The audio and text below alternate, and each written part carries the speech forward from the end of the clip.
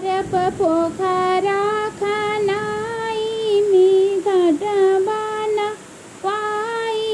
मी हो दुअरप पोखरा खानाई मी घाटबाना पाई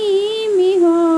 हे सखी ताही घाटे यहे जीउत बहन बाबा सीसा वाजुकाई मी बाबा के मनाई मी हो हे सखी ताही घाटे यहे जीउत बहन बाबा सीसा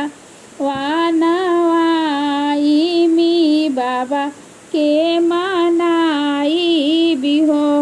पूजन बाबा के चरनिया तो गाई के पूजनिया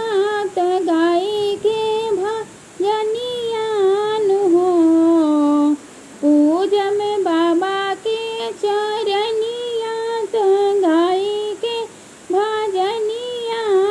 हो सखी गंगा जल से धोई बो चरनिया तबेदी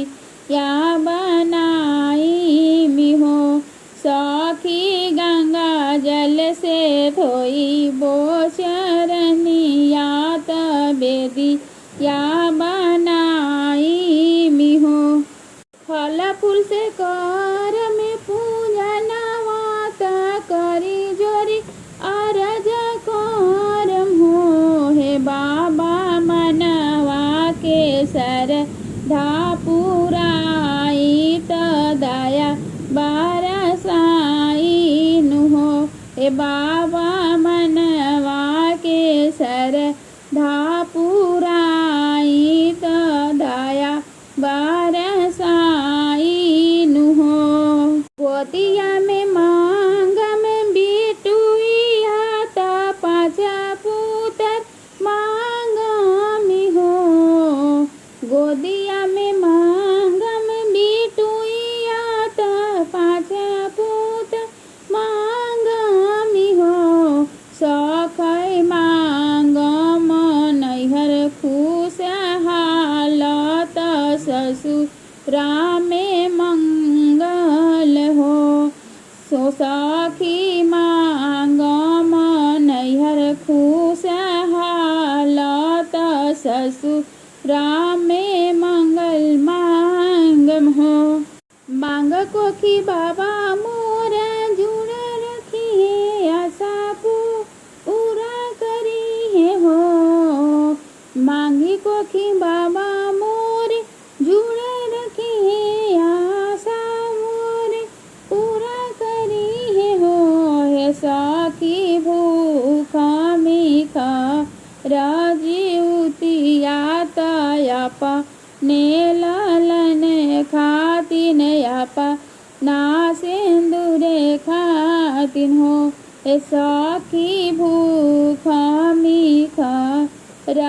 राजीवतिया तयपा नेलन खातिन यपा ना सिंदूर खातिन हो सखी भूखा में हम हर साल जीवती या अपना बेटा खातिन अपने भवन खातिन अपने साधन खातिन हो सखी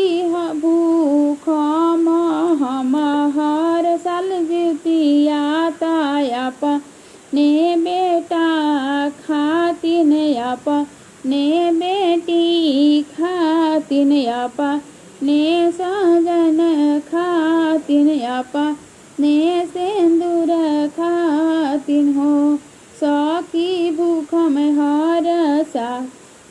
जीवतिया अपना बेटा लागी अपनी बेटी लागी